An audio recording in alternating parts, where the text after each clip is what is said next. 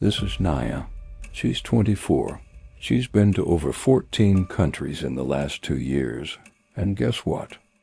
Only 37% of Americans even have a passport.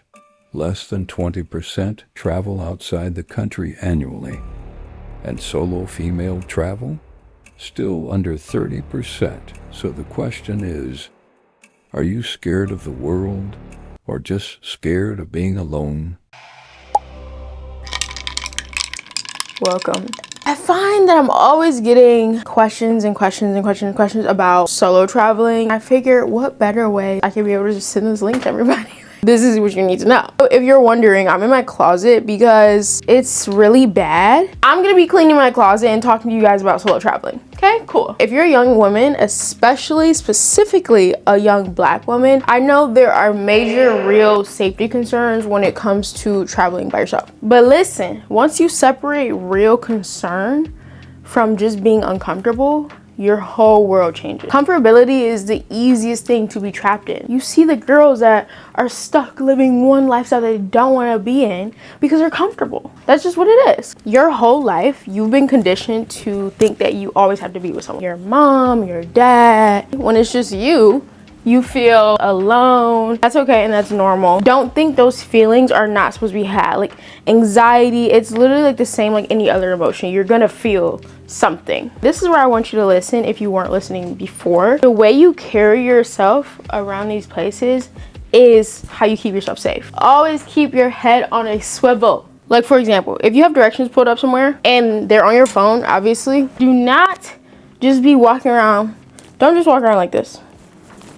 All the people that live where you are that may have bad intentions are going to spot you out as a target. If you look like you don't know what you're doing, you're going to be prey. I'm not trying to be like that, but it's really that deep, like genuinely, like it is. If you feel like you can't walk around and also kind of like, you know, pretend to be confident, shoulders back, head high, if you can't do that and also kind of like inconspicuously follow directions, pro tip, step into a store, step to the side, pretend you're texting someone, pretend you're on the phone with someone if you have to listen to directions. But if you put AirPods in or you put wires in, I always keep one off. I won't say I'm a pro solo traveler, but like I'm at a point now where it's like I'll have both of my AirPods or my wires in. I'll just not have any music playing, or I have my music playing extremely low. Your life genuinely could depend on like how aware you are. When we hear all these stories on the internet, and I'm not saying every story because I'm not dense, right? Because some people are just evil. There's nothing you could have done. It's unfortunate that's the world that we live in, but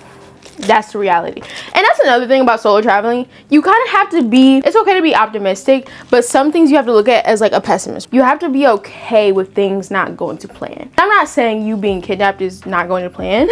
Not that extreme. If something doesn't happen the way you thought it was going to be, you kind of have to be okay with that because that could be God or whoever you believe in. That over here though, that could be God keeping you away from something that could have changed the whole trajectory of your life. If you feel uncomfortable in a space, like look at whoever's making you uncomfortable directly in their eyes, have a steady pace, or if you're just still somewhere, have a strong presence because they're not going to bother you if you look like you're gonna be a problem. That's coming from someone that's had to do that a million times. 9 times out of 10, they're just gonna leave you alone. Now that we have body language out of the way, I kind of want to get into something that's gonna be a little bit controversial if you're American watching this. I just want to say, you do not owe strangers anything when it comes to your facial expressions. It's one thing to be polite, it's another thing to be friendly. Run it back, repeat it again.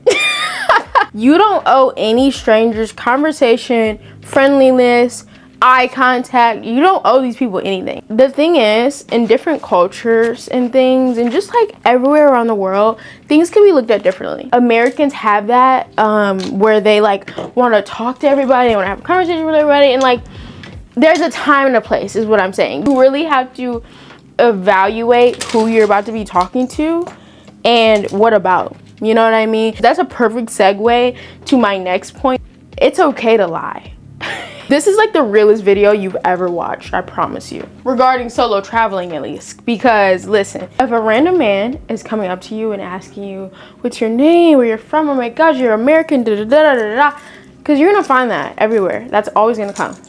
Always. It's okay to be like, my name is literally Michelle. I was born in Milwaukee. But what I will say is, if you are gonna lie, make sure that you are a type of person that can keep up with your own lies, because if you don't, things can get a little sticky throughout the night. It doesn't have to be a man either, this person, like whoever you're talking to, just make sure that you're able to back up whatever you're talking about. So just at least make sure you know about the place that you're lying and saying that you're from, because the thing is, you never know people, right? Like someone could be literally like an FBI detective and you would never know. Make sure you on your toes, keep up. But if you don't want to lie, just don't talk to people. You can solo travel, have like no real conversations with anybody. I've done that before. I've been to places, have had like only a real conversation with like my front desk person at the hotel. Some trips are like that. Before I go to my next topic, I do want to say, always know your exits. It should be baseline anywhere. And maybe I just watched too many action FBI, CIA, DEA in your apartment building. You should know how to get out of your apartment building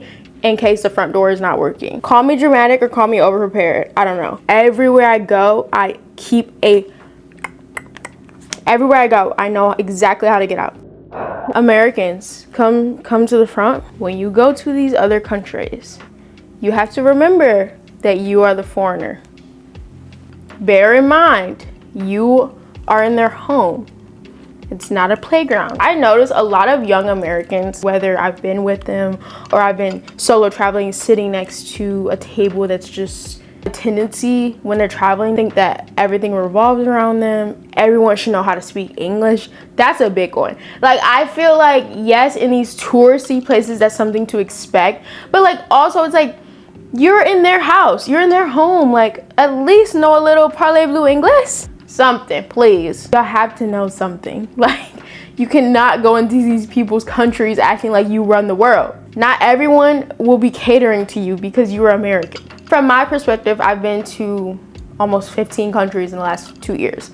And so I'm kind of slowly coming out of the popular countries phase. So I'm about to start going to more places that may not have as many tourists all the time. And I think, you know, it's very important that once you start going to those less touristy spots, respect the culture. And like, you just, not even the culture, but just respect the fact that you're in their house. They don't have to know how to speak English. So the very first time I went to Paris, I hop in an Uber. I wasn't solo, but that girl's irrelevant. Parlez-vous Anglais? He goes, in English, well, do you speak French? Gag me. I tell everybody that story because it's just like, oh. No, I don't actually. You have enough time on your flight to learn a few basic everyday phrases, you know? Everyone should be very intentional about trips that you're going on solo versus trips that you're going on with people. Everywhere is a gorgeous place to go solo, right? There shouldn't be a place that you shouldn't be able to, but there are places to be mindful that you probably shouldn't go there by yourself. You'll be able to like use your own discernment and figure it out. I've been doing what I want, hey! But honestly, y'all, the real fear is just loneliness. Once you're solo traveling and you get past the travel day of it all, you're gonna feel so powerful just being able to wake up and just do whatever you want to do every day. Like, you could just change your plans whenever you want to because you're solo. And I'm not saying that to say that traveling with other people is a headache or group trips are terrible, because I love both. I love both equally. Like, I literally, it's like I have 2 children. Is that a stretch? I don't know. It's like I have kids because they're like 2 totally different things, but I love them both equally. Hey, what can I say? Y'all having kids, I can have my kids too. I can talk about this for hours because it's just like one of those things too. The emotional growth that you get from solo traveling is unreal. You learn how to make decisions alone. You learn how to regulate your anxiety alone. You learn how to express yourself when there's a barrier. I feel like that is so important. Once I started traveling, period, I got so many new perspectives on life. So before I end this video, I want to do some rapid fire safety tips for my young women. I'm sure we all have our location shared with people, but make sure at least someone close to you knows where you're going. Don't post every single thing when it's happening, please. I promise you it'll hit different if you just wait till you're there. to just start posting. You don't gotta post a plane before the pilot even gets it clear to taxi. Arrive in new places during daylight. It's okay to have a little drink, but don't get intoxicated to the point where you're not aware of anything. Trust your intuition. Always trust your discernment. Screenshot important stuff. Dress to blend in. And lastly, carry yourself like you belong. I've already kind of touched on this, but like, you get it. Yeah, y'all. Let me know what other videos y'all want to see. I'm a little shy and I feel new here to doing this type of content. Even though if you look back on my YouTube channel, I used to always film these types of videos. If you're waiting for someone to go with you, you might be waiting forever. So book the flight, book the hotel, meet yourself. Actually meet yourself. Experience yourself, learn yourself in a different country. Literally, if any of this helped you, comment below where you're gonna solo travel. The world is so big, I'm telling you. Don't forget, like, comment, subscribe if you enjoyed yourself here. And I'll see y'all in the next one.